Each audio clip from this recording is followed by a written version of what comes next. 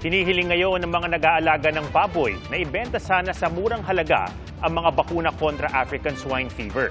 Pero sa taya ng Agriculture Department, aabutin hanggang 500 piso ang kada dose ng bakuna. Saksi, si Bernadette Reyes.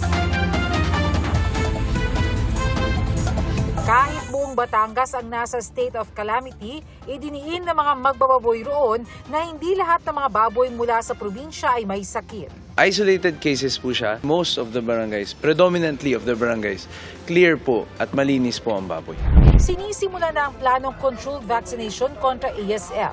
10,000 doses ang ibibigay ng Department of Agriculture. Hiling ng mga magbababoy na abot kaya sana ang mga bakuna. Ang existing vaccine right now na ginagamit namin, lahat ng vaccine is nagre-range po siya from 20 pesos to as high as 100 pesos.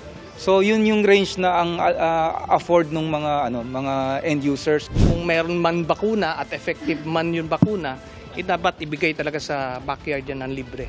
Pero sa taya ng Agriculture Department, 400 hanggang 500 pesos per dose ang vaccine.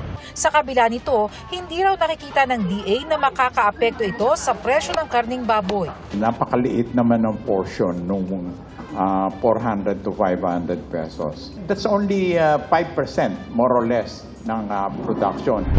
Habang wala pang bakuna, mahigpit ang border control upang hindi umabot sa ibang lugar ang baboy mula sa mga lugar na may ASF. Sa Quezon City, hinihikayat naman ang mga hinihinalang backyard racer na magsuko ng alagang baboy. May ordinansa kasi kontra backyard hog racing sa lungsod pero hindi na sila pagmumultahin ng 2,000 hanggang 5,000 pesos gaya na nakasaad sa ordinansa. Ang gagawin po ng lungsod ay bibilhin po ng lungsod ito at a reasonable rate.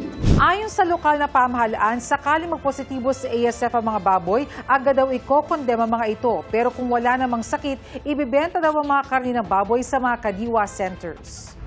Para sa GMA Integrated News, Bernadette Reyes, ang inyong saksi.